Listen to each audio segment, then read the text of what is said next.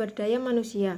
Riset adalah suatu proses sistematis untuk secara objektif mendapatkan dan mengevaluasi bukti mengenai aksesi tentang kegiatan dan kejadian ekonomi. Teknik riset sumber daya manusia. Metode yang digunakan untuk melakukan riset sumber daya manusia ada 3.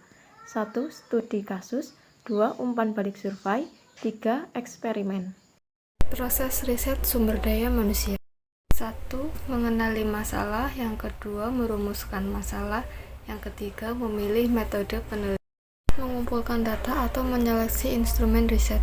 5. Pengolahan data dan interpretasi hasil. Keenam, melakukan tindakan, dan yang terakhir, melakukan evaluasi tindakan. Pengertian audit sumber daya manusia. Audit SDM merupakan tindakan dan penilaian yang komprehensif terhadap program-program SDM. Memastikan apakah aktivitas-aktivitas tersebut telah berjalan secara ekonomis, efektif, dan efisien dalam rangka mencapai tujuannya dan memberikan rekomendasi perbaikan. Tujuan audit sumber daya manusia. Pertama, mencari hal-hal yang berpotensi menimbulkan masalah serius di kemudian hari.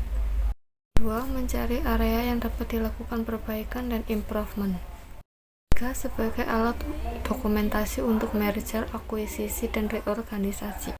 4. Untuk mencari tahu sejauh mana pemenuhan sistem dengan standar, peraturan, dan regulasi yang ada. Kelima, menilai efektivitas SDM. Audit sumber daya manusia. 1. Mengidentifikasi kontribusi yang dapat diberikan bagian kepegawaian kepada organisasi atau perusahaan dalam usaha mencapai tujuan dan sasarannya. 2. Menumbuhkan citra profesional dari bagian kepegawaian. 3. Mendorong para pejabat dan petugas pengelola sumber daya manusia untuk meningkatkan pengetahuan dan keterampilannya. 4. Memperjelas tugas, wewenang, dan tanggung jawab bagian kepegawaian agar tidak terjadi duplikasi tugas, wewenang, dan tanggung jawab para manajer fungsional dan operasional yang sering menjadi salah satu sumber ketidakserasian hubungan kerja. 5. Mendorong keseragaman penerapan berbagai kebijaksanaan yang telah ditetapkan. 6. Meningkatkan kemampuan bagian kepegawaian bersikap proaktif, artinya mampu mengantisipasi kemungkinan timbulnya permasalahan dan mengambil langkah-langkah yang perlu diambil sebelum permasalahan berubah menjadi krisis. Selanjutnya, ruang lingkup audit sumber daya manusia. 1. Rekrutmen atau penarikan SDM, mulai dari proses perencanaan kebutuhan SDM hingga proses seleksi dan penempatan. 2. Pengelolaan atau pemberdayaan SDM, meliputi semua aktivitas pengelolaan SDM setelah ada di perusahaan, dimulai dari pelatihan dan pengembangan sampai dengan penilaian kinerja pegawai. 3. Pemberhentian atau pemutusan hubungan kerja atau PHK karena mengundurkan diri maupun pemecatan akibat pelanggaran aturan perusahaan atau disebabkan pegawai memasuki usia pensiun. Pendekatan riset terhadap audit. Di dalam melakukan audit ada beberapa pendekatan riset sumber daya manusia yang dapat diterapkan pada perusahaan, antara lain 1. Pendekatan komparatif perbandingan. 2. Pendekatan wewenang dari luar atau penggunaan konsultan. 3. Pendekatan statistik. 4. Pendekatan kepatuhan atau ketaatan. Dan yang terakhir 5. Pendekatan MBO atau Management by Objective. Instrumen audit sumber daya manusia. Yang pertama ada wawancara, yang kedua ada kuesioner, yang ketiga arsip kepegawaian, yang keempat informasi eksternal, dan yang kelima ada percobaan personalia. Kegiatan-kegiatan auditor dan pelaksana audit. Kegiatan audit dapat dikategorikan ke dalam 3 bidang utamanya. Antaranya terdiri atas, yang pertama ada polisi audit atau manajemen audit atau penilaian secara sistematis dan independen, berorientasi ke masa depan terhadap keputusan dan kebijakan yang dilakukan oleh manajemen yang bertujuan untuk meningkatkan kualitas SDM melalui perbaikan pelaksanaan fungsi manajemen, pencapaian rencana yang sudah ditetapkan, serta pencapaian sosial objektif.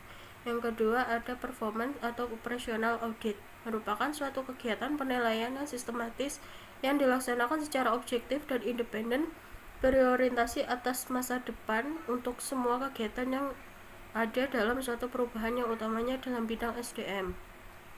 Yang ketiga ada financial audit, yang mempunyai orientasi pengujian atau penilaian secara independen dan objektif atas tingkat kewajaran dan kecermatan serta data keuangan untuk memberikan perlindungan keamanan aset perusahaan dengan melakukan evaluasi kelayakan internal kontrol yang ditetapkan. Proses audit sumber daya manusia. Yang pertama ada perencanaan audit. Yang kedua pengujian dan evaluasi terhadap informasi. Yang ketiga melakukan prosedur-prosedur audit seperti memilih teknik pengujian dan sampling yang akan digunakan dalam melakukan audit. Yang keempat melakukan pengawasan terhadap proses pengumpulan, penganalisisan, penginterpretasian, dan pendokumentasian, tujuannya untuk menjamin tercapainya sasaran audit.